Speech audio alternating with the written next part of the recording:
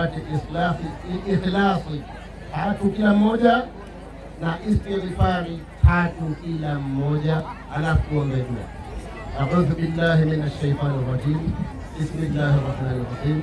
Qul huwallahu ahad, Allahu samad, lam yalid wa lam yulad wa lam yakul lahu kufuwan ahad. Qul huwallahu ahad, Allahu samad, lam yalid wa lam yulad wa lam yakul lahu kufuwan ahad. Qul huwallahu ahad, الله الصمد لم يلد ولم يولد ولم يكن له كفوا أحد. نستغفر الله نستغفر الله نستغفر الله. بسم الله الرحمن الرحيم. الحمد لله رب العالمين، والصلاة والسلام على رسول الله محمد صلى الله عليه وسلم. اللهم يا مؤلف القلوب ألف بين قلوبنا وهدنا سبل السلام ونجنا من الظلمات إلى النور وجنبنا الفواحش ما ظهر منها وما بطن من بلدنا هذا في البار خاصة ومن بلدان المسلمين مع القرى عامة. اللهم يا مالك الملك اجعل لنا ملكا صالحا، ملكا عادلا، ملكا صابرا مجتهدا مجاهد في سبيلك يا الله يا كريم. اللهم لا تدع لنا ذنبا إلا غفرته، ولا هاما إلا فرجته، ولا كربا إلا نفسته، ولا عدوا إلا أخذته، ولا جاهلا إلا علمته، ولا خائفا إلا أمنته، ولا ضالا إلا هديته، ولا مريضا إلا شفيته. واجعل جمعنا هذا جمعا مرحوما، واجعل تفرقنا من بعده تفرقا معصوما.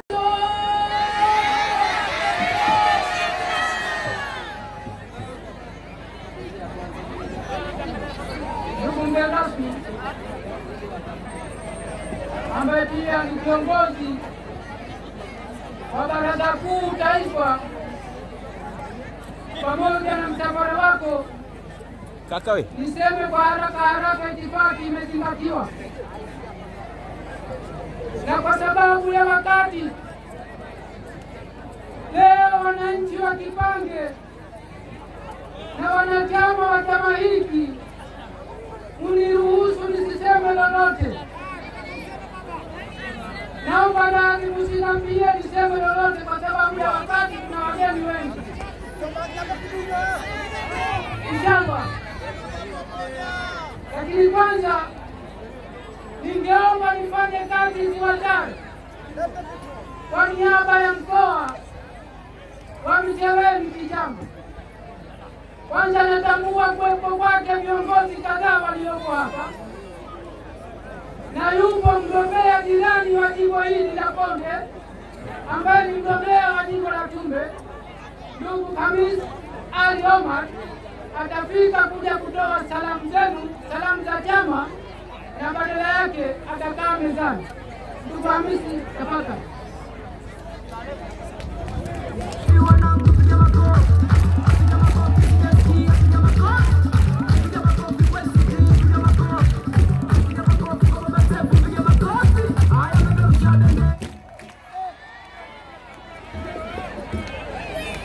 ACT Wazalendo! ACT Wazalendo! Tushatanga! Safari! Asanteni sana. Kama mlivyoambiwa, mimi nimekuja kutoa salamu tu. Ndugu zangu, assalamu alaikum wa rahmatullahi wa barakatuh. Munalijua lengo letu? Muko tayari? Asanteni sana. Rafiki yangu Sahiba wangu, pamoja na yote yaliyotokea, yuko hapa Isa. Ndugu Isa, inshallah.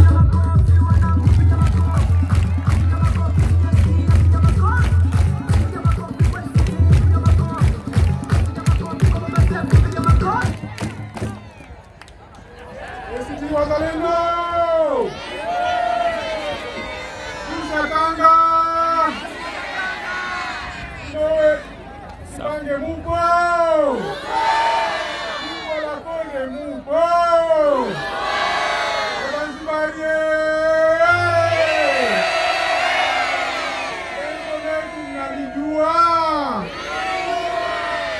kiongozi wetu mnampenda bado Sefu? Ni mwaka wa kumpeleka Ikulu. Nyosha vidole.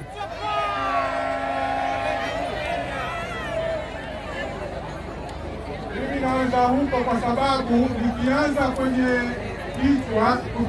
kwenye kichwa dhuluma zitakuwa zimekwisha kabisa. Tukimuondoa CCM kwenye madaraka, Maalim Seif ataondoa dhuluma ya nchi hii. Jamani, tusilaumiane. Sisi tuliondolewa tuko wengi. Tumeondolewa wawakilishi 11. Wameondolewa wabunge karibu 8 wa Zanzibar. Huko Tanzania bara usiseme, huko zaidi ya 50 tumeondolewa ACT.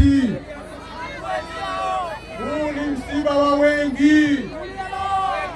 Msife moyo wananchi, twendeni kwenye kura tarehe 27 na 28. Sisi tuliodhulumiwa tutapata faraja sana tukiona mmefurika kwenye vituo vya kura. CCM wanaokuja kuomba kura, waambie sisi hamkutupa hizo kura, waambieni. Kama wana shida ya kura zenu CCM, wangewapa vitambulisho. Wazanzibari tuko 1,500,000. Inakuwaje tuandikishe watu 500,000? Hawa 1,000,000 wote hawana uwezo wa kupiga kura. Wamewakatalia kuwapa kura, kwa nini wapite tena majumbani kuwaomba? Hawa ni waso, haya wana mji wao, sio Konde. Kama kuna ushirikiano wa vyama, tunadhani tuna mashirikiano makubwa na Chadema, ni wenzetu. Tutampa Tundu Lissu kura zetu zote.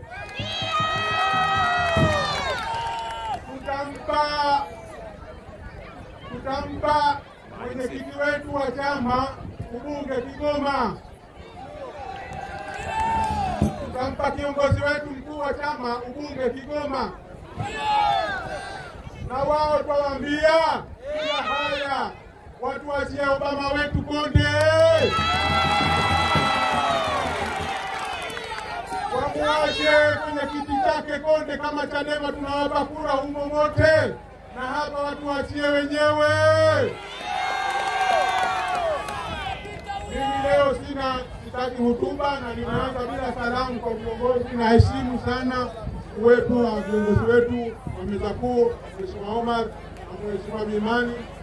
Salamu na itifaki imezingatiwa, lakini niwaombe tu wanachama na wapenzi wetu, Konde ni jimbo imara. Wanayofanya CCM hayatatuteteresha katika msimamo wetu wa chama. Sisi sote ni wanachama wa chama cha ACT na tutaendelea kukiunga mkono chama chetu mpaka tarehe 29 atakapotangazwa kiongozi wetu kwenda Ikulu. ACT Wazalendo!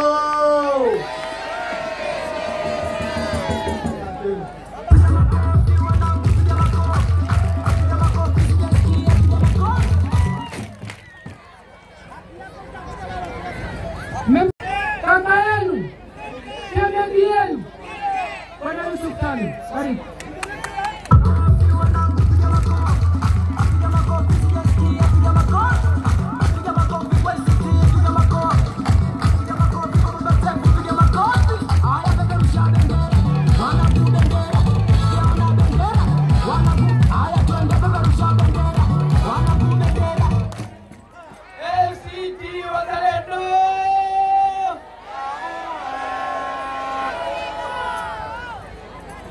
Naona mna baridi. Mmenisahau. Hebu basi nikusikieni. ACT Wazalendo! Alipo? Tulipo? Asante sana. Mheshimiwa mgeni rasmi, na viongozi wote wa meza kuu, itifaki naizingatia, kwa sababu leo nimekaribishwa nitoe salamu, na mimi hapa Konde ni mdau wa Konde. Nitaomba dakika chache nitume salamu na mimi. Na salamu mbili tu kwa siku ya leo. Iko siku ya mkutano wangu nitakuja kuzungumza hapa Konde. Salamu ya kwanza, nasikia kuna vyama hapa, kuna vyama vya upinzani.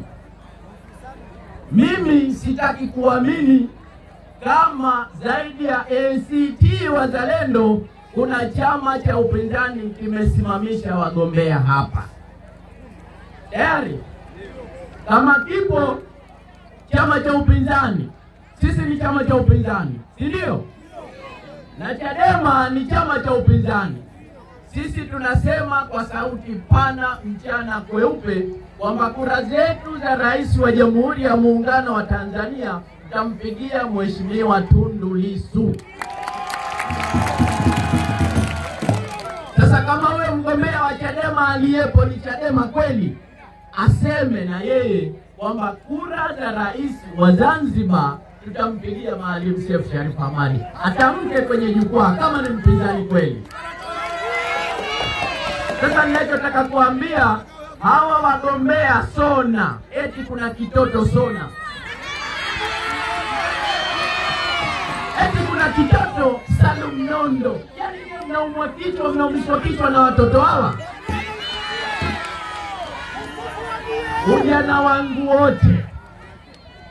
Ujana wangu wote nimeutumia hapa Konde. Kama ni siasa nazianzisha hapa Konde, mimi napajua nje ndani nje. Sasa nataka mumuambie Salum Nondo na Kisona, muambie Kibiriti anasema mshike adabu zenu.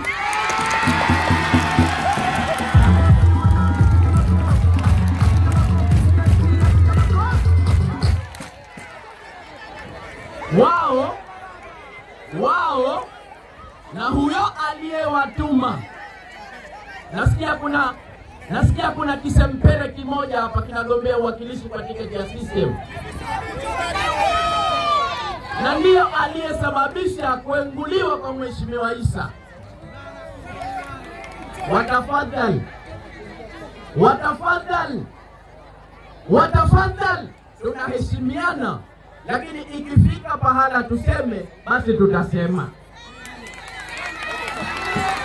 Sasa kama Sona ni Chadema kweli, maana Chadema ni chama cha upinzani, na Chadema tumekubaliana na ACT, Sona aondoke kwa sababu ACT tunamgombea hapa. Sisi Membe tumemuondoa, sio? Tumekubaliana hilo. Sawa? Na yeye na tunamtangaza Tundu Lissu kwa mikutano yetu yote bila aibu. Na yeye amtangaze Maalim Seif kama ni mpinzani. Sona katumwa na CCM, Salum Nondo katumwa na CCM. Kitu cha aibu kwa CCM. CCM wamechoka. CCM yani nenda kuchukua vipofu na mabubu, mnaleta mnawakodi wakusaidieni. Mimi nimefika hapa Konde nikiwa kijana mdogo na miaka 24. Nazijua siasa za hapa. Munapoingia, munapokwenda nafahamu, na nakuhakikishieni siku yangu moja tu inanitosha kwa nyie vitoto nyie. Kwa hiyo wala hamna sababu ya kuwa na wasiwasi. Mwacheni ya kodi hao vijana, maana wamepewa vipesa, wanakodi wavuta bangi hapa wakiwapigia vidumu, wanaona ndio wanapendwa. Yari. Tunawaambia na CCM. Tunawaambia na wale ambao hawajitambui, wapo ambao hawajitambui, tunawaambia na wao wajitambue, ambao wanashirikiana na Sona na Salum Nondo eti wanampiga vita Obama. Watamweza Obama? Watamweza? Unajua kwa nini Obama anatisha? Obama hanunuliki. Obama sio Kisona au Salum Nondo. Obama hanunuliki. Kama kaacha bilioni 1 kuna pesa ya kumnunua. Tena aunge juhudi tu na bunge atabaki nao. Mbona kaacha kaheshimu nyinyi wananchi? Sasa wasijaribu kumtingisha Obama. Hichi ni chuma cha pua bwana, hawakiwezi. Sawa, kwa tunawaambia wanaotumiwa, wale wasiojielewa waelewe hivi. Chama pekee na mgombea pekee wa nchi hii wa urais anayeweza kuikomboa Zanzibar na kuondosha dhulma za Zanzibar ni Maalim Seif Sharif Hamad peke yake. Mtalii hawezi kitu chochote. Maalim Seif ndiye aliyeondoa dhulma hapa. Niwakumbushe kidogo. Mimi kwa ufahamu wangu nimeanza kumfahamu Maalim Seif nikiwa nasoma. Sawa, mwaka 77 nikiwa darasa la 7 nikaanza kumjua Maalim Seif. 78 akawa waziri wa elimu. Ndio mtu wa mwanzo aliyeleta nguo. Sasa tulikuwa tukivaa mifuko ya unga Marekani na marudufu. Kwani swali wazee mnakumbuka hiyo? Nchi hii na nimeamua kuzungumza hapa Kipange kwa sababu kuna watoto wa hapa Kipange hawajitambui. Nchi hii kabla ya Maalim Seif kuwa kiongozi ilikuwa hapa dawa ya mswaki ukikamatwa nayo unaenda jela. Nchi hii ukikamatwa na betri unaenda jela, wewe ni mhujumu uchumi. Mzee wenu wa hapa Kipange Hamad Khalid kakamatwa akiuza betri za radio pale Konde, akashtakiwa mahakamani, ni mhujumu uchumi. Nani hajui hilo? Leo anatokea mtu mzaliwa hapa Kipange unaenda kushirikiana na Sona. Kuna wazimu kweli kweli wewe. Unielewi? Tunalewana. Hapa nchi hii haikuwa na gari. Ni Maalim Seif mwaka 1984 alipokuwa waziri kiongozi ndio ameleta gari. Isuzu zile, Isuzu KB na Isuzu kubwa. Hapa kuwa na gari hapa. Ni Maalim Seif ndio ameleta mchele na vyakula hapa. Ilikuwa mkila wali Jumanne mpaka Jumanne. Uongo? Nani mwingine aliyafanya hayo? Atokee mtu aseme nani? Ake hapo yupo. Sasa akitokea mtu akiwa vuruga vikwa vyenu, yeye mtizameni tu. Na wallahi nasema kwa siasa za hapa Konde niachieni mimi. Kama kuna mtu anampinga Obama aje kwenye jukwaa, tutaweka mawili, yeye pale mimi hapa. Aseme yuko kiongozi ambaye ameleta maendeleo hapa Konde zaidi ya Obama, atokee aseme niko tayari. Tukae debate. Yupo. Ndugu zangu, leo si siku yangu. Kuna wakubwa sana pale. Leo nimekuja kuweka nyalio tu. Iko siku yangu nitakuja kuzungumza na hawa wapumbavu, wapuuzi, wajinga wanaonunuliwa wakatuletea fitna hapa Konde, na nitawataja kwa majina siku hiyo. Unaelewana? Nakuombeni sana siku ya tarehe 27 tuende kupiga kura. Siku ya tarehe 28 tuende kupiga kura. Na siku ya tarehe 29 na tukishapiga kura hatuondoke, tunalala hapo hapo.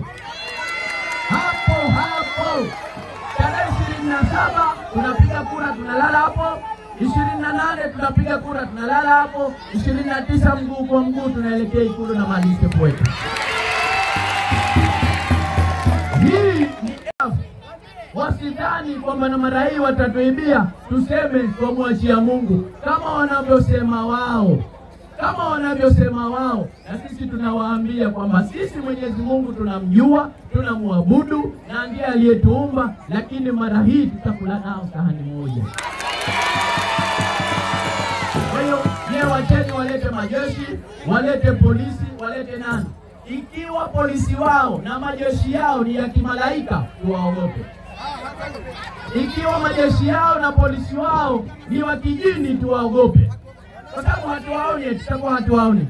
Lakini polisi hawa akikupiga, ukimpiga naye umia kama unavyoumia wewe. Akikupiga akakuua, na yeye akitokea mwingine akimpiga afa kama unavyokufa wewe, tunaogopa nini? Askari yoyote atakayekupiga mpige hapo hapo. Usivunje sheria, fuata taratibu zote. Akikupiga mpige. Na kwa nini? Mnaogopa nini? Wako wangapi? Si tuko wangapi? Tayari nakuombeni jamani, kura kwa Maalim Seif, kura kwa Tundu Lissu, kura kwa Obama, kura kwa madiwani wetu. Mtawapa? Mkono juu. Asanteni sana. Maalim Seif tena.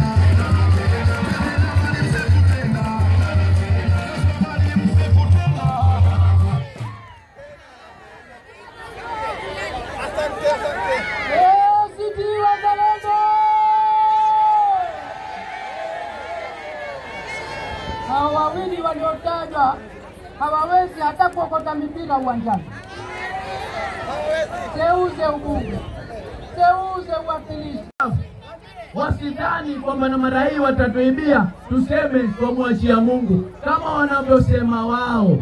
Kama wanavyosema wao, na sisi tunawaambia kwamba sisi Mwenyezi Mungu tunamjua, tunamwabudu na ndiye aliyetuumba, lakini mara hii tutakula nao sahani moja. Kwa hiyo wacheni walete majeshi, walete polisi, walete nani. Ikiwa polisi wao na majeshi yao ni ya kimalaika, tuwaogope. Ikiwa majeshi yao na polisi wao ni wa kijini, tuwaogope. Kwa sababu hatuwaoni, tutakuwa hatuwaoni. Lakini polisi hawa akikupiga, ukimpiga naye umia kama unavyoumia wewe. Akikupiga akakuua, na yeye akitokea mwingine akimpiga afa kama unavyokufa wewe, tunaogopa nini? Askari yoyote atakayekupiga mpige hapo hapo. Usivunje sheria, fuata taratibu zote. Akikupiga mpige. Na kwa nini? Mnaogopa nini? Wako wangapi? Si tuko wangapi? Tayari nakuombeni jamani, kura kwa Maalim Seif, kura kwa Tundu Lissu, kura kwa Obama, kura kwa madiwani wetu. Mtawapa? Mkono juu. Asanteni sana. Maalim Seif tena.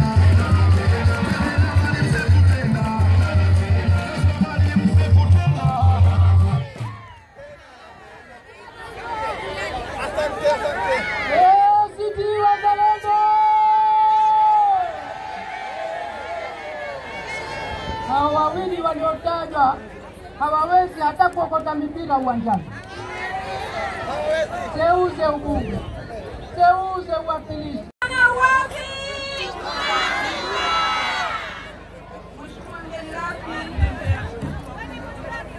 Mheshimiwa Katibu Habari na Uenezi Taifa, Mheshimiwa Mwenyekiti wa Jimbo, na Mheshimiwa viongozi mbalimbali katika meza kubwa, pamoja na Mheshimiwa wanachama wenzangu, mabibi na mabwana, asalamu alaykum. Hamjambo? Wazima? Tayari? Mheshimiwa wanachama wenzangu, nina matatizo sana kuzungumza. Mheshimiwa wanachama wenzangu, tarehe 27 na tarehe 28 wetu wa Zanzibari ni siku adhimu kubwa. Tunasema hivi kwa sababu Wazanzibari kila baada ya miaka mitano huwa tunapata fursa ya kuchagua viongozi ambao kwamba tunawataka watuongoze kwa muda wa miaka mitano. Lakini tunaingia kunako uchaguzi huu hali ya kuwa tayari vimeanza vitisho na yameanza kasumba kubwa dhidi ya Wazanzibari. Tunasema kwa uhakika, wala hatusemi kwa ajili kwamba tunataka tuseme tu. Tunasema kwa maana tunamaanisha. Tunasema kinywa kipana. Tunasema Kiswahili fasaha. Bwana mkubwa Siro umeanza kuwatisha Wazanzibari, unawaambia wasije wakaenda siku ya tarehe 27 kwenda kupiga kura. Na watapokwenda siku ya tarehe 27, sheria itachukua mkondo wake kwa raia yoyote ambaye kwamba hakutakiwa afike tarehe 27 na akaenda kupiga tarehe 27 kura. Nawaambia watu wa Konde, sisi ni Wazanzibari tunaojitambua. Sisi ni watu wenye akili timamu. Hatutaki hadaa mara hii. Tunasema tarehe 27 wakilipuliza Zumari na sisi tunalipuliza. Tarehe 28 walikipuliza na sisi tunalipuliza. Kwa sababu uchaguzi wa mara hii si uchaguzi wa lele mama, ni uchaguzi wa kufa na kupona. Wanapotaka tunataka. Mheshimiwa Rais mwenzangu, wakati umefika tusiwaogope. CCM ni madhalimu kwetu. CCM ni mahasidi kwetu. CCM ni wale watu ambao kwamba Mwenyezi Mungu anasema hakika ya watu wabaya na watu wanafiki watakuwa chini kabisa katika tabaka la moto wa jahannam. Mheshimiwa Rais mwenzangu, kwa hiyo nakuombeni tusiogope, tujitokezeni kwa wingi, kwa sababu wao wamezoea kukwambia sasa hivi tunamzia Sharku Hamadi nikishakuwa mtu mzima. Lakini ninashangaa sana sisi. Umesikia siku zote tunaumiza vichwa kwa watoto wadogo miaka 56 waliotawala. Na sababu ya kusema kama watoto wadogo walikwenda kunako bunge la katiba kwenda kuwatetea Wazanzibari. Kufika kule kwa vile ni watoto wadogo walipewa danganya wakanyonya. Baada ya hapo haikutosha. Kuna bwana Salmini Amur alijiunga na OIC, alinyoshewa kidole na mtu mzima Tanganyika, na ni kweli yeye ni mtoto mdogo na akanyamaza kimya. Haijatosha CCM walitunyima si vitambulisho hapa, lakini kwa vile ni watoto wadogo wanapenda kusahau, leo wanatupata majumbani kutuomba kura. Kwani CCM ni watoto wadogo? Lakini sisi tunawaambia CCM, sisi ni watu wazima na sisi tuna akili zetu. Tunataka mtu makini, mtu mwenye akili iliyotimilia, Maalim Seif Sharif Hamad, mwenye akili yake timamu na ni mtu mzima aliyetumilia, atuongoze katika taifa hili la Zanzibar. Na wasihi wanachama wenzangu, tusihururike na hadaa za CCM, tusiridhike na hadaa za CCM. CCM ni hatari kuliko corona. Nauliza wanachama, mtaogopa? Mpo tayari kwenda kupiga kura? Mwisho kabisa, na kuombeni sana, kuna bwana huyu mtalii, bwana Hussein Mwinyi. Hussein Mwinyi huyu, baba yake aliwahi kuwa rais wa Zanzibar. Baada ya hapo akatawala kuwa rais wa Jamhuri wa Muungano miaka 10. Hakutufanyia lolote Wazanzibari. Baadaye shukrani zake alituita Pemba vijimbo vya Santuri. Kwani si kweli? Na wanasikini wanakipande kwamba sisi ni vijimbo vya Santuri. Tusimpeni kura hata moja kumonia huruma. Kura zote kwa yule alochukua ahadi na Wazanzibari mwaka 1987, akasema nitakuwa na nyinyi Wazanzibari nikiwa ndani ya serikali na nikiwa nje ya serikali, nikiwa ndani ya chama na nikiwa nje ya chama, na si mwingine yoyote ni Maalim Seif Sharif Hamad.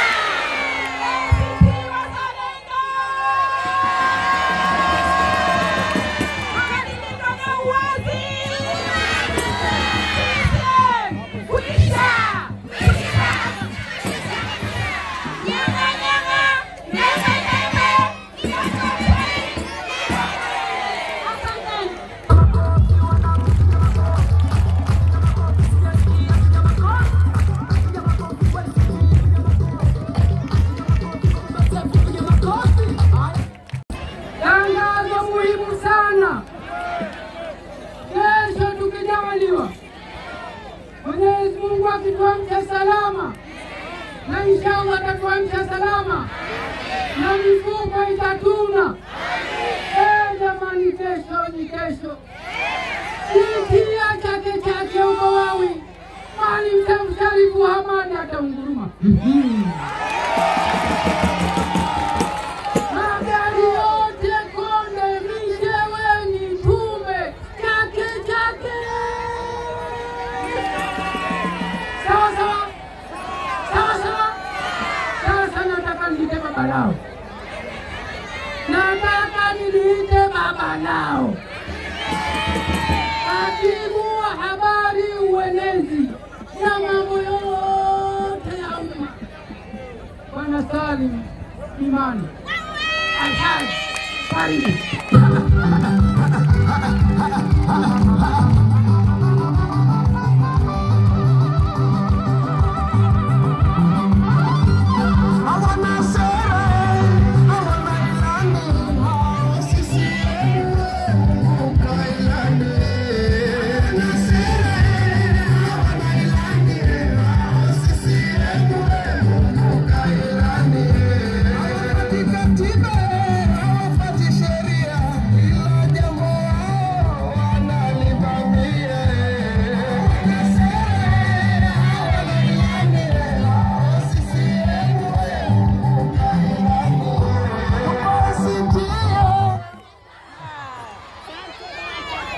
Sera au CCM hawafati katiba, hawafati sheria, kila jambo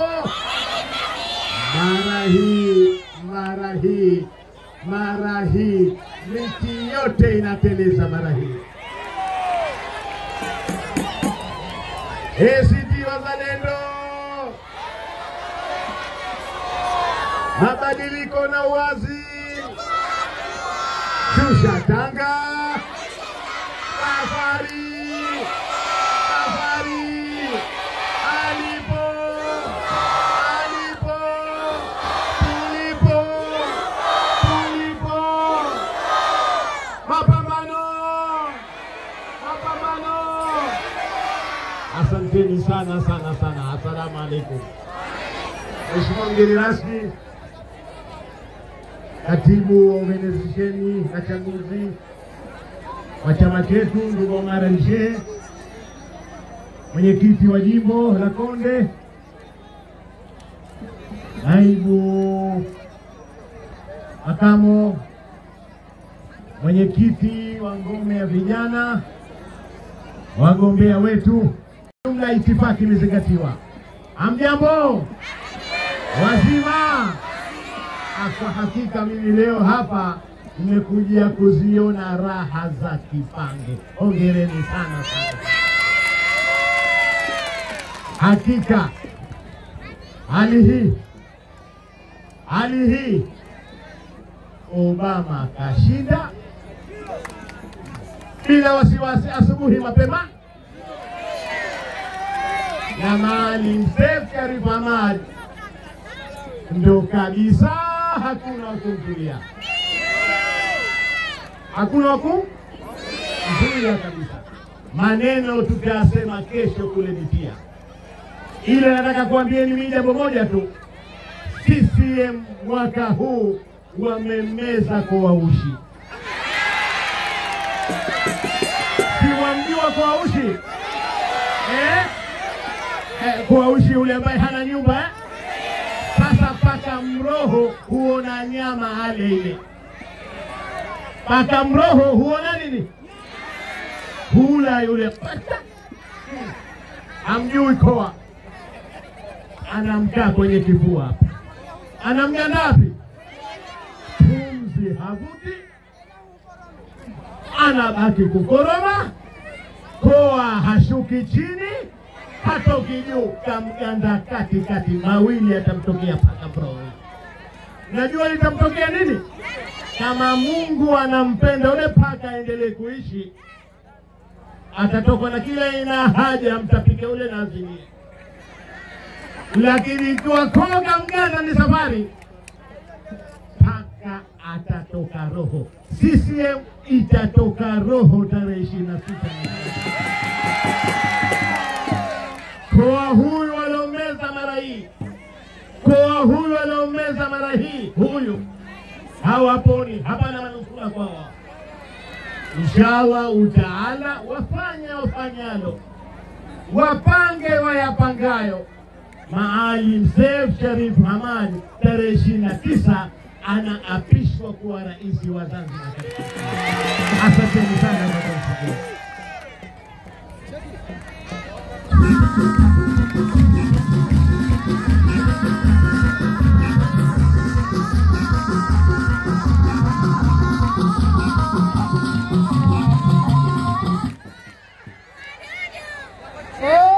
Sasa wewe uliyeko Konde utajua muda gani wa kuondoka, kama ni saa 1 asubuhi au saa 2, lakini saa 11 Mwalimu hutamuona tena katika kiwanja.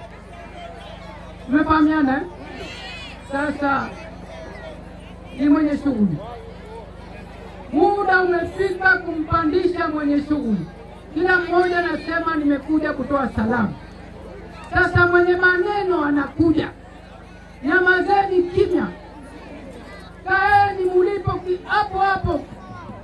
Anakuja sasa, nampandisha Bwana Omar Al-Sheikh, katibu organization taifa, karibia katika jukwaa hili na ungurume na umma uliopo. Anakuja kuongoza, Seif anakuja, Seif anang'ara, Seif anakuja kuongoza.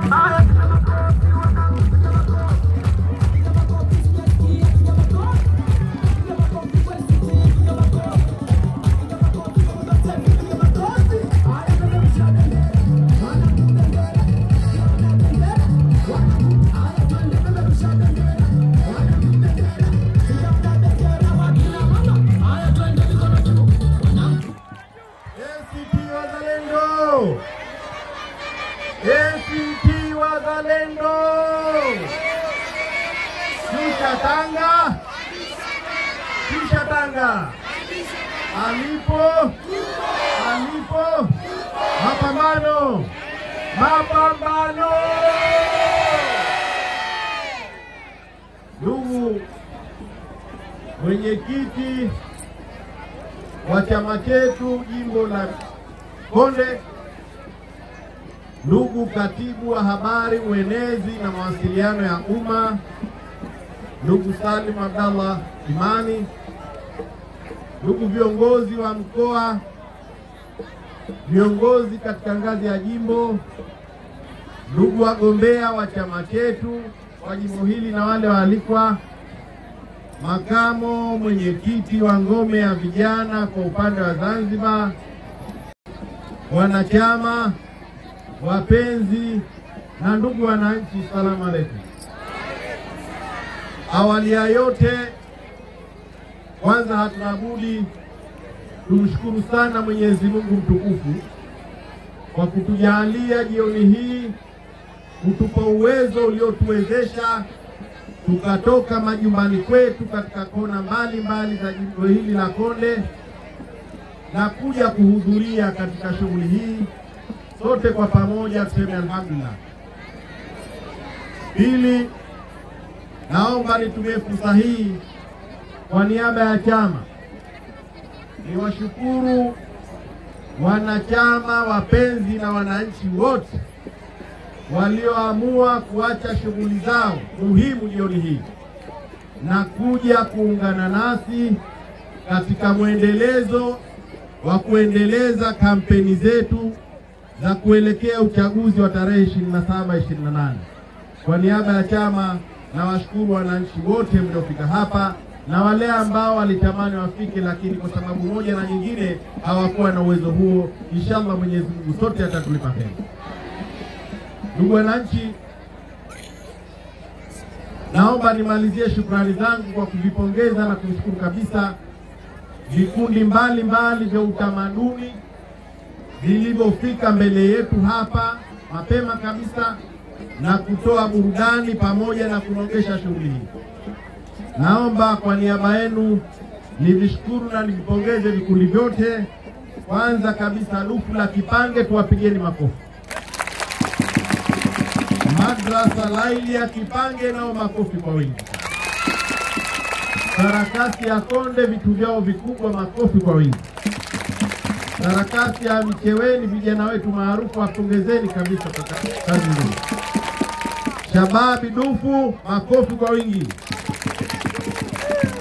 Na comedy ya Msako, makofi kwao. Na mwisho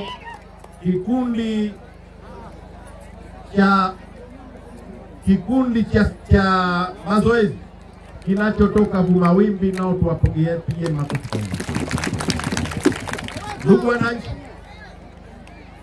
madhumuni makubwa ya kukusanyika hapa kama tulivyoeleza ni kuendelea na kampeni. Leo katika jimbo la Konde tupo katika kijiji cha Kipangi. Tumewaomba wananchi waje na tumekuja kuwaomba kwamba tukijaliwa tarehe 27 na 28 ya mwezi huu wa 10, leo ikiwa ni tarehe 11, zimebakia siku chache sana ambazo tukijaliwa tutaingia, nchi yetu itaingia katika zoezi muhimu sana, zoezi la uchaguzi mkuu. Ni bahati mbaya sana kwamba wananchi wa Konde walitakiwa wapate fursa ya kuwachagua viongozi wao kupitia chama chao wanachokipenda cha ACT Wazalendo. Ni bahati mbaya kwamba uchaguzi huu umeanza kuingia dosari katika hatua ya mapema. Dosari wenyewe ni kwamba wananchi wa jimbo la Konde hawatopata fursa ya kumchagua kiongozi wao ambaye ni mjumbe wa baraza la wawakilishi, ambaye atawakilisha katika baraza la wawakilishi. Hiyo ni dhuluma kubwa iliyofanywa na tume ya uchaguzi kwa kusindikizwa na Chama cha Mapinduzi. Si jimbo la Konde pekee, bali hata wananchi wa jimbo la Tumbe nao watakosa fursa hiyo ya kumchagua mwakilishi wao kupitia chama chao cha ACT Wazalendo. Si Konde pekee na si Tumbe pekee. Tatizo hilo limejitokeza Chake Chake, jimbo la Ole na jimbo la Wawi, mbunge kainguliwa. Wilaya Chake Chake, mwakilishi wa Chake Chake, mwakilishi wa Chonga, mwakilishi wa Ziwani, wawakilishi nao hao wameinguliwa. Lakini pia katika wilaya Mkoani, majimbo matatu kati ya 4, wagombea wa ubunge kwa majimbo hayo matatu kati ya 4 kupitia chama cha ACT Wazalendo, wagombea wetu wameinguliwa.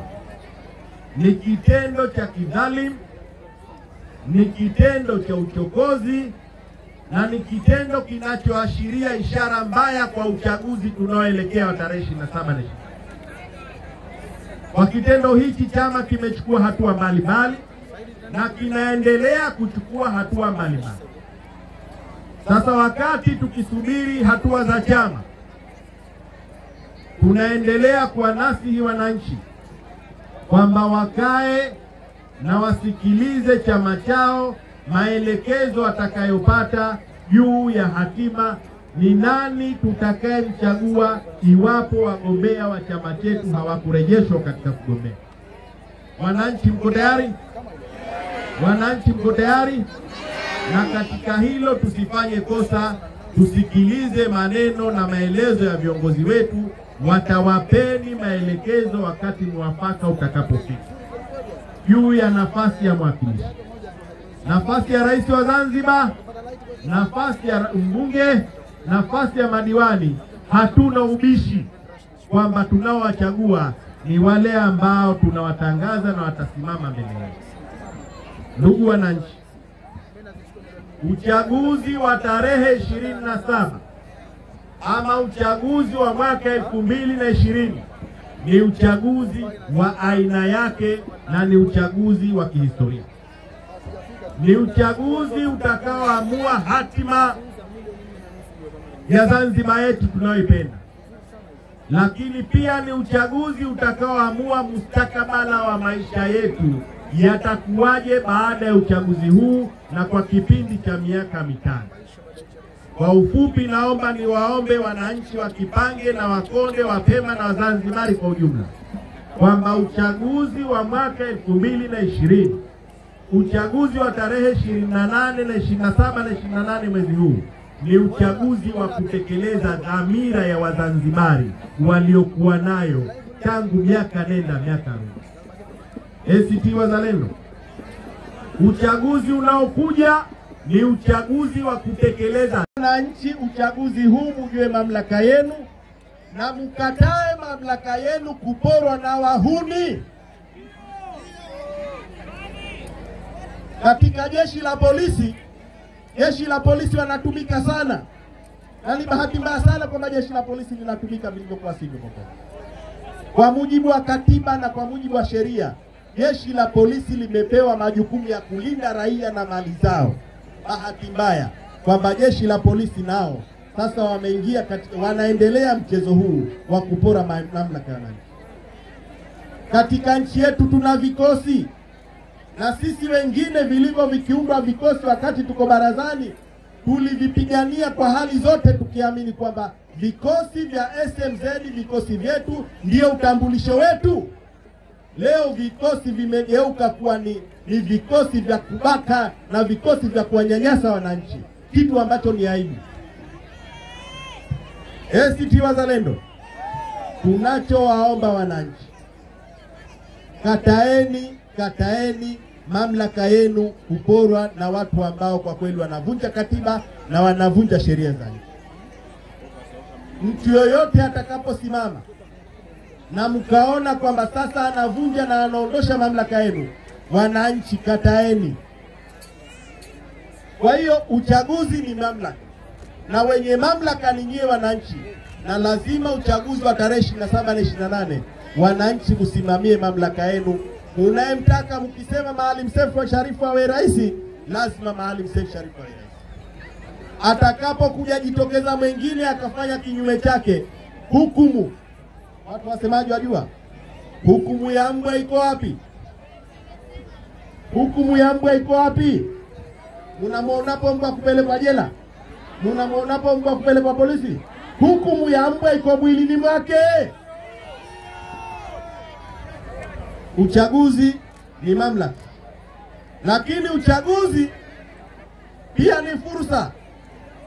Wananchi wa Kipange, wananchi wa Konde, wananchi wa Micheweni, Pemba na Zanzibar kwa ujumla, tarehe 27 na 28 tumepewa fursa.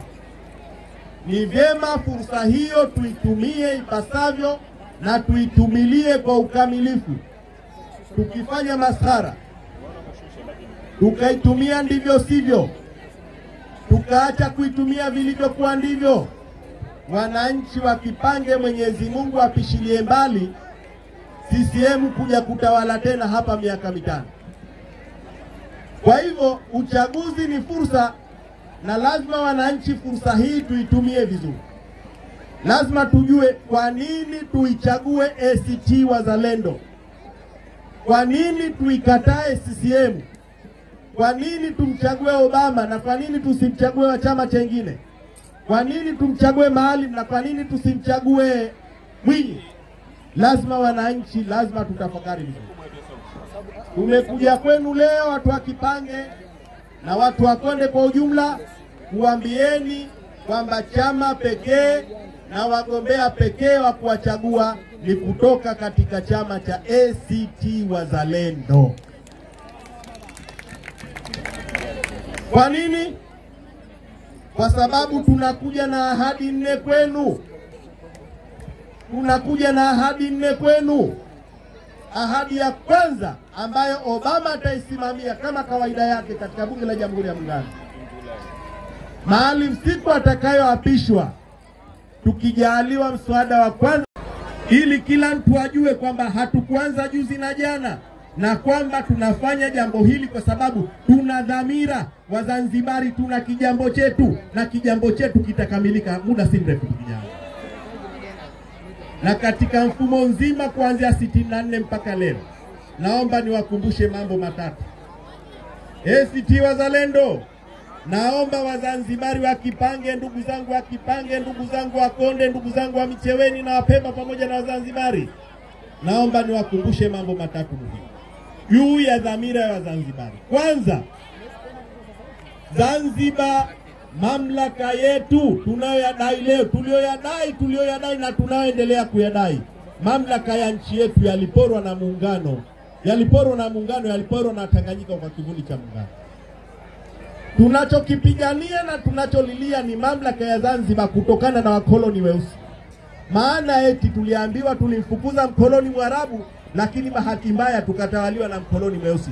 Na kuna msemo unaosema ni bora ya adui shetani kama adui kiume.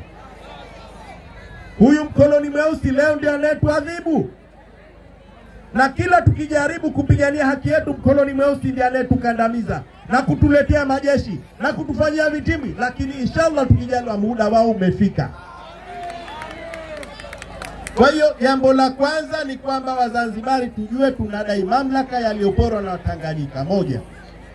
Lakini la pili ambalo nataka lifahamike ni suala kwamba madai ya kudai Zanzibar yetu, mamlaka yetu, halikuwa ni jambo la juzi na jana tu, wala halikuwa ni mchezo wa kuigiza, wala halikuwa ni mchezo wa kibiashara.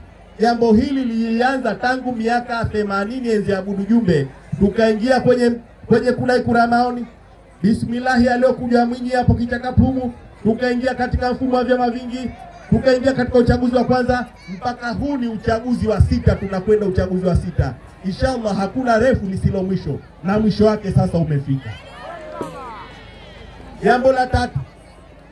Jambo la tatu nataka niwaeleze kwamba mtu pekee na kiongozi pekee alionekana kama ni mkweli, alionekana kwamba ana dhamira walionao kama walionao Wazanzibari, hakuna kiongozi mwingine isipokuwa ni Maalim Seif Sharif Hamad. Maalim katika kuanza kudai mambo haya, Maalim hakuwa peke yake, alikuwa pamoja na wenzake. Leo tujiulize ni wangapi wako pamoja na Maalim? Leo tujiulize ni wangapi wako pamoja na Maalim? Maalim kabakia na wenzake wachache, lakini wenzake wengi njaa ziliwashinda, safari iliwashinda, njaa ilitoka tumboni ikahamia kichwani, wazimu sasa hivi. Ni Maalim pekee.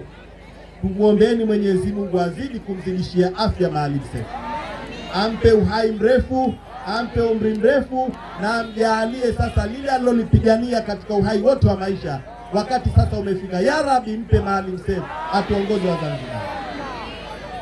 Ndugu wananchi, Wakipange, Wakonde, ndugu wananchi, tunaingia katika zoezi muhimu. Uchaguzi tunaoelekea ni mamlaka. Nataka niwaambieni watu wa Konde kwamba wenye mamlaka ya kuwachagua viongozi wao, mamlaka iko kwa wananchi. Ni bahati mbaya sana sasa hivi mamlaka ya wananchi yameporwa na wakora wachache, ama yameporwa na vibaka wachache. Tunachotaka kuambia, mamlaka ya kusema nani awe rais na akawa rais ni nyie wananchi. Wenye mamlaka ya kusema nani awe mbunge na akawa mbunge ni nyie wananchi. Na wenye mamlaka ya kusema nani awe diwani ni nyinyi wananchi. Katika nchi yetu sasa hivi imejitokeza tatizo moja baya sana. Na tatizo hili limetokea katika kipindi cha chaguzi zote zilizopita. Naomba katika uchaguzi wa mwaka 2020 wananchi mujue mamlaka yenu, na ni lazima sasa muweze kuyasimamia mamlaka yenu, na msiruhusu mtu yoyote kuwapora mamlaka yenu. Ibara ya 9 ya katiba ya Zanzibar na pia ibara na katiba ya Jamhuri ya Muungano inasema wananchi ndio wenye mamlaka ya kuweka utawala.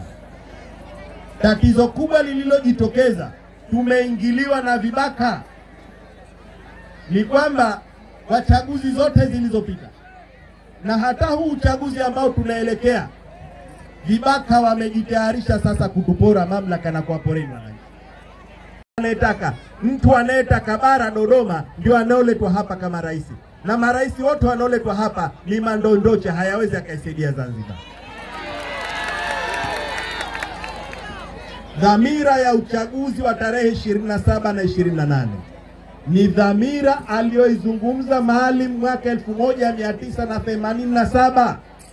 Maalim Seif wakati huo ni waziri kiongozi, alikuja akasimama katika uwanja wa Kibirinzi na akawaambia Wazanzibari, nitakuwa pamoja na nyie Wazanzibari, nikiwa ndani ya serikali, nikiwa nje ya serikali, nikiwa ndani ya chama, nikiwa nje ya chama, nitakuwa pamoja na nyie Wazanzibari.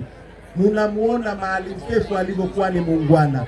Tangu 1987 mpaka hapa jua liliposimama, Maalim Seif Sharif Hamad kasimama na Wazanzibari bila kuyumba wala kutetereka. Maalim Seif anadai mamlaka kamili ya Zanzibar. Huyu ndiye rais wa kutegemea, na huyu ndiye rais wa Zanzibari tunayemhitaji, na huyu tukijaliwa tarehe 27 na 28 ndiye tutakayemchagua, na huyu tukijaliwa ndiye rais wetu kuanzia tarehe 29. Wazanzibari tuna dhamira, na dhamira hiyo ndio iliyotokea mwaka 92 baada ya kuruhusiwa mfumo wa vyama vingi. Wazanzibari wakajikushanya kwa pamoja, wakaunda chombo chao cha CUF kwa lengo moja tu, la kutafuta mamlaka ya visiwa vyetu vya Unguja na Pemba, visiwa vya Zanzibar. Tukaingia katika chaguzi 94, 2000, 2005, 2010 mpaka 2015. Kweli chombo chetu cha CUF kilikuwa ni imara, lakini baada ya kuona wadhalim, baada ya kuona chombo hichi kinawasumbua, wakakiteka nyara chombo, wakampa Malouni Lupumba kaenda na kafu yake. Dhamira yetu ni ile ile tuliokuwa nayo kuanzia mwaka 92. Ndio ile ile dhamira tulionayo mwaka 2020, na inshallah tukijaliwa tarehe 27 na 28 chombo chetu kinatia nanga katika bandari yetu. Dhamira yetu ni ile ile tuliokuwa nayo 2019 mwezi wa 3, Wazanzibari walipochupa kutoka chombo cha CUF na kujiingiza katika chombo kipya cha ICT. Chombo hiki cha ICT tukijaliwa tarehe 27 na 28 kitatuvusha katika bandari salama, bandari ya matumaini, bandari yenye mwelekeo kwa maslahi ya Wazanzibari. Nimeamua kuitaja neno dhamira ili kila mtu ajue kwamba Wazanzibari hatufanyi siasa biashara. Kuna watu sasa hivi miongoni mwetu siasa wanaifanya kuwa ni biashara. Leo CCM, kesho utamkuta uko ACT. Leo uko ACT atumika na CCM, kesho yuko Chadema. Hiyo ni biashara katika siasa. Wazanzibari hawataki biashara katika siasa. Wazanzibari tuna dhamira iliyotuchukua miaka nenda miaka rudi, na dhamira hii kwa uwezo wa Mwenyezi Mungu inshallah tarehe 27 na 28 tutafikia bandari yetu ya salama iliyokuwa nayo mwaka 64. Hivyo ninyi mnajua kwamba Wazanzibari mwaka 64 walikuwa na dhamira, na dhamira ya Wazanzibari mwaka 64 iliwapelekea ndugu Karume na wenzake wafanye mapinduzi, na dhamira kubwa ya mapinduzi ni kuleta mamlaka ya Zanzibar, Wazanzibari wajitawale wenyewe. Hiyo ndio dhamira kubwa sana mapinduzi. Lakini dhamira nyingine ya mapinduzi, wakati huo tuliambiwa kuna ubaguzi baina ya mabwana na watwana. Kwa hiyo wazee wetu walipindua ili kukuta hilo tabaka baina ya mabwana na watwana, ili sote tuwe ni kitu kimoja na sote iwe ni raia wa nchi moja. Hiyo ndio dhamira ya mapinduzi. Lakini dhamira nyingine ya mapinduzi ni kuondosha dhiki na dhulma, ili sote Wazanzibari tuishi raha na mustarehe na maendeleo ya kina katika nchi yetu. Hayo ndiyo mapinduzi, hiyo ndiyo dhamira mapinduzi, na hiyo ndiyo dhamira ya Wazanzibari iliyopelekea kufanyika mapinduzi ya 64. Kwa hiyo uchaguzi huu tunaokwenda nao tarehe 27 na 28 ni uchaguzi wa kutekeleza dhamira iliyokuwemo katika mapinduzi.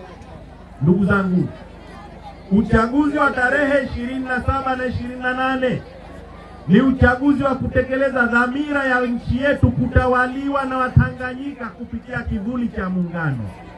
Hivi mnajua kwamba mamlaka yetu tuliopindua 64 yalibebwa na Watanganyika kwa kivuli cha muungano? Mnajua hiyo? Mamlaka yetu wa Zanzibari yalibebwa na yaliibwa na Watanganyika kwenye kivuli cha muungano. Tuliambiwa tumeungana na si kuungana, si kweli. Kilichofanywa si muungano, bali kilichofanywa ni kuyachukua mamlaka ya Zanzibar na kuyapeleka Dodoma. Zanzibar tukabakia ni watupu, hatuna chochote kitu. Ndugu wa Zanzibari, Wazanzibari Wakonde, Wakipange, uchaguzi wa tarehe 27 na 28 ni uchaguzi wa kutekeleza dhamira ya kuyachukua mamlaka ya nchi yetu na kuyahamishia Dodoma. Wazanzibari tunahitaji sasa mamlaka yetu ya Zanzibar. Uchaguzi wa tarehe 27 na 28 ni uchaguzi wa kutekeleza dhamira iliyomuondosha na iliyomfukuzisha Abudu Jumbe katika urais wa Zanzibar. Abudu Jumbe alipofika pahala akasema hawezi kuendesha Zanzibar chini ya mfumo huu, isipokuwa lazima endesha Zanzibar ikiwa na mamlaka kamili, na alidai serikali tatu. Kwa hiyo dhamira tunayokwenda nayo tarehe 27 na 28 ni dhamira iliyomfukuzisha Abudu Jumbe, kwamba leo na sisi tunataka Zanzibar yenye mamlaka kamili. Dhamira uchaguzi wa tarehe 27 na 28 ni dhamira iliyotupokonya Wazanzibari mamlaka yetu ya kisiasa. 64 tuliunganisha utawala, lakini Watanganyika hawakukubaliana na hilo, na ilipofika mwaka 77 Watanganyika wakachukua mamlaka yetu ya kisiasa kwa kukiunganisha chama cha Afro Shirazi pale chama chetu pamoja na chama cha TANU, wakayapora mamlaka yetu ya kisiasa, wakayachukua Dodoma, na pale Amani tulilia kwamba Afro Shirazi tunakuaga. Kilichotokea pale ni kuchukua mamlaka yetu ya kisiasa. Leo Zanzibar tumebakia na utawala mbovu uliokuwa hauna hata mamlaka ya kisiasa. Aje wasalimie hisi wadi yake ndugu yake tafadhali. Piga makofi wanangu, piga makofi. Piga makofi sijasikia, piga makofi. Piga makofi kwa sisi, piga makofi. Piga makofi kwa baba Sefu, piga makofi. Haya peperusha bendera. Wana ACT Wazalendo. ACT Wazalendo. Alipo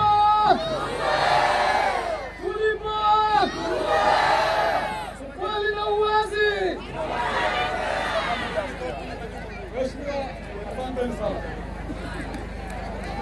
Esi hitaji tarehe 27. Hapana mchezo, Maalim Seif ndiye rais mpya. Wakataka wasitake seshari tarehe 27. Hilo la kwanza, suala la muungano wa serikali kuu na mamlaka kamili. Lakini ahadi ya pili tunayoileta ni suala la kujenga uchumi. Na uchumi tunaujenga ili itupe mambo mawili makubwa. Uchumi tukiujenga, tutawezesha vijana wetu wote kuajiriwa. Tutakuza ajira kwa vijana wetu. Hakuna kijana atakayemaliza skuli akawa hana ajira katika ardhi hii. Lakini la pili, tukijenga uchumi, tutawezesha mzunguko wa fedha uwe mkubwa miongoni mwa wananchi. Leo fedha haizunguki kwa sababu chanzo cha kutoa fedha leo ni kimoja tu. Leo fedha inatokana na mshahara wa serikali basi. Nje ya mshahara wa serikali hakuna fedha inaweza kuzunguka. Mpaka mtu apokee, mtu ende akalipe dukani, mtu wa duka naende akanunue bidhaa. Ndio huo mzunguko uko hapo. Na ndio maana ukaona wafanya biashara wote katikati ya mwezi hapa hawana kitu, kwa sababu mpaka watu wapokee, wengine walipe, wengine wanunue, ndio mzunguko wa fedha. Tunataka tulete makampuni hapa ili vijana wetu wapate ajira na ili pesa izunguke nje ya mfumo wa serikali. Ahadi ya tatu, tunaahidi miundo mbinu bora, barabara, mahospitali, viwanja vya ndege, maji, afya, kila kitu.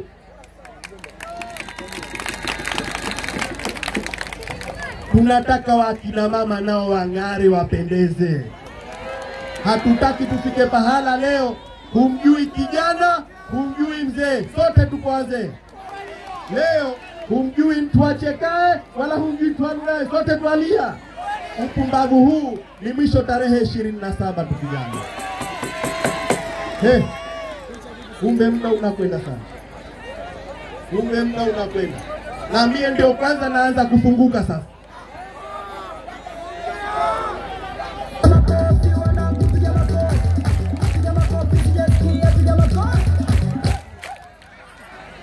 Sasa ombi langu tarehe 27. Tarehe 27 kuna mambo mengi ya kuzungumza. Muda wetu mdogo. Na wananchi wanahitaji wasikie maneno. Inshallah tutapata muda tena, tutakuja tena Konde. Tunachowaomba tarehe 27 kura zote kwa Maalim Seif Sharif Hamad. Tunachowaomba kura zote kwa madiwani. Kunao madiwani wawili hapa. Diwani wa kwanza ni kwa Zanzibar, ili Zanzibar tuwe na mamlaka kamili. Tunataka kurekebisha mfumo wa muungano ili tuwe na muungano wa serikali tatu. Tuwe na Tanganyika na serikali yake, tuwe na Zanzibar na mamlaka kamili yake, pia tuwe na kijiserikali kidogo cha muungano. Hiyo ndio ahadi yetu ya kwanza. Na kupitia ahadi hiyo, kama tutakuwa na mamlaka kamili, ndugu zangu wa Kipange na ndugu zangu wa Konde, na kuhakikishieni kitu cha kwanza, Zanzibar kishakuwa na mamlaka kamili, kazi ya kwanza tutachimba mafuta yetu kwa ajili ya maslahi ya watu wetu. Kazi ya kwanza tutachimba mafuta yetu kwa ajili ya kizazi chetu na watu wetu. Ndugu zanguni, Maalim miaka nenda miaka rudi alikuwa akisema kwamba Zanzibar tuna mafuta. CCM hawa walikuwa akimwambia Maalim Seif muongo. Leo hawa ndio waliokuwa hawachoki kwenda Uarabuni eti watafuta makampuni ya kuchimba mafuta. Yanatokea wapi? Mafuta hayachimbiki. Tukijaliwa hii Kasiki inakaliwa na Kijiwe.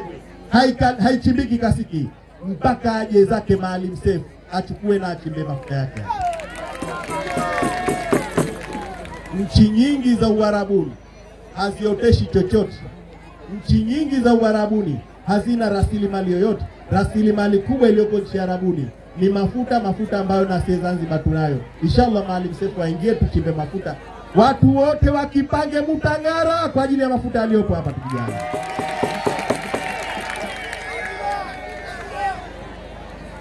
Kazi ya pili, tukipata mamlaka kamili. Mamlaka kamili ni pamoja na kuwa una uwezo wa kumaliza kwa kuzitumia rasilimali zetu. Zanzibar tumezungukwa na bahari. Siku hizi duniani, nchi za visiwa kama vile Zanzibar, kuna kitu kinachoitwa blue economy, yani uchumi wa bahari kuu. Zanzibar tunazungukwa na bahari. Mpaka leo hatujaweza kutumia bahari kuu. Na kwenye bahari kuu kuna utajiri. Zanzibar hatuna mamlaka hayo. Tukitaka utajiri ulioko kule, lazima twende bara tukapige magoti kwa mabwana zetu. Hatuthubutu. Juzi Hussein Mwinyi asema tutaendeleza uchumi wa bahari kuu na mgao wake tayari ushatoa. 50% watapewa mamlaka, 30% watachukua bara. Zanzibar tutapewa 20%. Ebo? Wewe shekhe namna gani? Eti ni rais wa Zanzibar, yeye ndio kwanza arijia Zanzibar tupate 20% ya mapato yatokana na bahari kuu. Kwa sema 100% lazima teremke Zanzibar wapate. Tukiwa na mamlaka yetu kamili, tutakuwa na uwezo wa kumiliki elimu ya juu kuanzia vyuo vikuu, form 6, form 5 mpaka form 4. Mitihani itafanywa Zanzibar kwa ajili ya Wazanzibari, tutapasishana sie hapa. Alhamdulillah, kila kitu kitakuwa vizuri. Leo hii form 4, mtihani wa form 4 wasailishwa Dodoma. Mtihani wa form 6 wasailishwa Dodoma. Chuo kikuu siseme. Hatutaki upumbavu huo. Mwisho tarehe 27 na 28.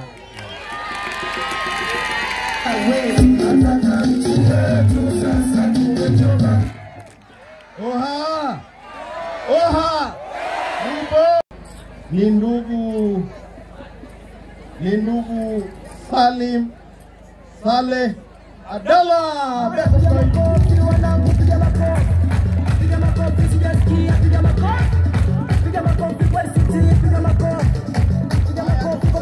Chagua kura zote hapa na CCM, hapa na Chadema, hapa na chote. Haya, kura zote hapa.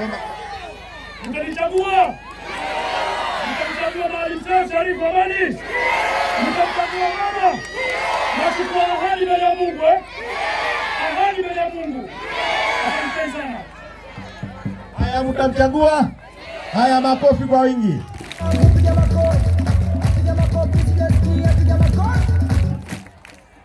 Haya, sasa naomba mniimbie nyimbo moja. Ile nyimbo yetu ile Obama anatisha.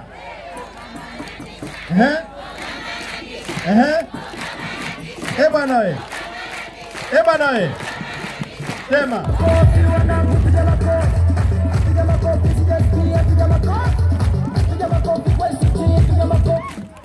ACT Wazalendo. Jamani, ndugu zetu wa Konde, ndugu zetu wa Kipange, chama chetu cha ACT kimemleta kwenu kwa mara nyingine tena ndugu yenu, kaka yenu, mzee wenu Obama Said Hatib Haji Obama. Kwa kweli sisi hatuna vya kumwelezea. Kazi anazozifanya bungeni ni kazi za mfano kabisa. Obama, sisi chama tunamjua, lakini nadhani na nyinyi mnamjua zaidi. Ombi letu moja, hapana kuchezea kura ya Obama. Tunafahamiana vizuri? Haya, chama cha ACT Wazalendo kinamleta kwenu na kumwombea kura Obama. Hatutaki kura hata moja ipotee, na hatutaki kura hata moja iharibike kwa Obama pamoja na Rais wa Zanzibar Maalim Seif Sharif Hamad. Haya, tekeleza wajibu. ACT Wazalendo alipo tulipo. Asanteni sana ndugu zangu wazalendo wa Konde.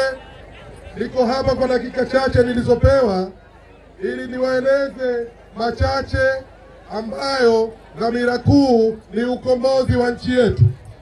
Ndugu zangu, kuna watu wanaweweseka, kuna watu hawapati usingizi wakisikia jina la Obama. Kweli uongo?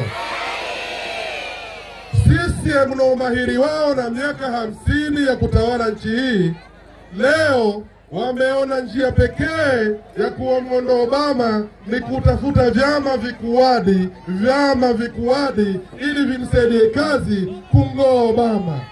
Mimi nawauliza hawa jamaa zangu, wataweza kweli? Wataweza kweli? Hata wakiungana matusi kututukana? Hasa leo aliko wasikie. Lakini kwa ufupi sana nataka kuambia, nilisema kifundi na leo narudia tena. Maneno yanaelezwa na mkurugenzi kuhusu namna ya uchumi utakavyokwenda, lakini niwahakikishie moja kati ya niliyodhamiria, vijana wangu wa jimbo la Konde hawatakuwa manamba tena wa kuendesha bodaboda za watu. Mbunge wenu nitaweka shirika maalumu ambalo kila kijana tutamuuzia kwanza kwa bei nafuu, halafu tutamkopesha alipe kidogo kidogo, kila mmoja kamili.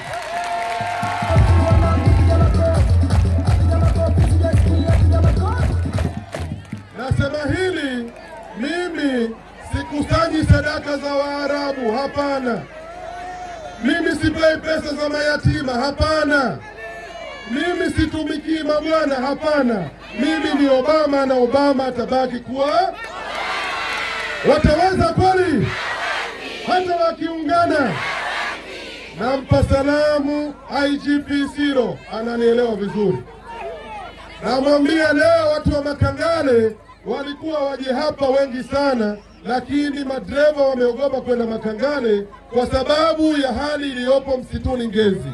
Namuomba sana, namuomba DC wa Micheweni, namuomba RPC Kaskazini, namuomba OCD awaache watu waoneshe mapenzi kwa chama wakipendacho, waoneshe mapenzi kwa mbunge wampendaye.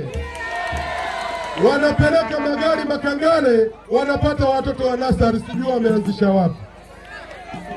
Sasa yale yaliyotokea, naomba sana waache watu wangu wajinafasi, na niwaambie hatutazungumza mengi, lakini CCM kati ya wanayosema Kipange, niwahakikishie wana Kipange, tukiingia Ikulu mwenyewe kwa Maalim Seif, namwambia nami ianze Konde ipite Kipange, Kiuyu bandari kuu, Kiuyu Komanda mpaka Konde. Tupo. Sitaki niseme tusiposhinda, kwa sababu nina imani, tuna uhakika kwa uwezo wa Mwenyezi Mungu, inshallah nchi hii tarehe 27 na 28 tunaichukua. Wanawake wa Konde, jiandaeni kung'ara na videra vya zambarau. Vijana wa Konde, jiandaeni na kopero nzuri na t-shirt kwa kwenda kushangilia Konde wiki nzima ndani ya uwanja wa polisi. Ni sherehe moja kwa moja. Kushindana na sisi, tawa kuungana, matusi kututukana.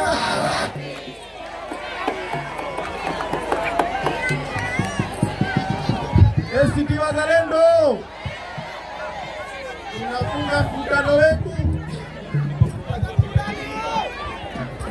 kwa kuwaelezeni kuwa tukijaliwa tarehe 27 sote tunakwenda vituoni kwa ajili ya kupiga kura. Sasa wameandaa mbinu ya kutaka kutufelisha tarehe 27, lakini na sisi nasema tarehe 27 sote tunakwenda vituoni, na tarehe 28 sote vituoni. Sasa haya, Mwenyezi Mungu afikishe mapema na afikishe salama nyumbani. Tutaonana mara nyingine.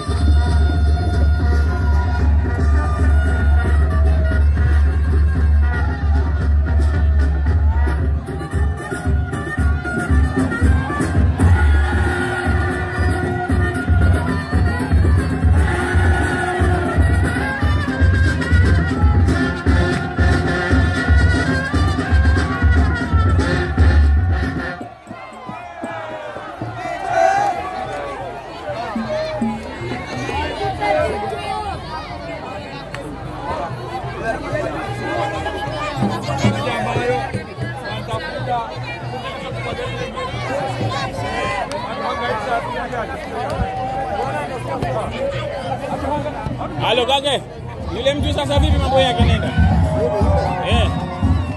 Mbona kuamuri simu hata kelele kimya? Niwe kupigia simu yako ngasikupate. Meka kenda dada. Anakuja lini? Ma? Basi inshallah. Nitakuwepo leo Google leo. Itabidi nikae Google, itaonekana. Ndio kibao. Mende kwa boku utaonana kwa tabia ya simu.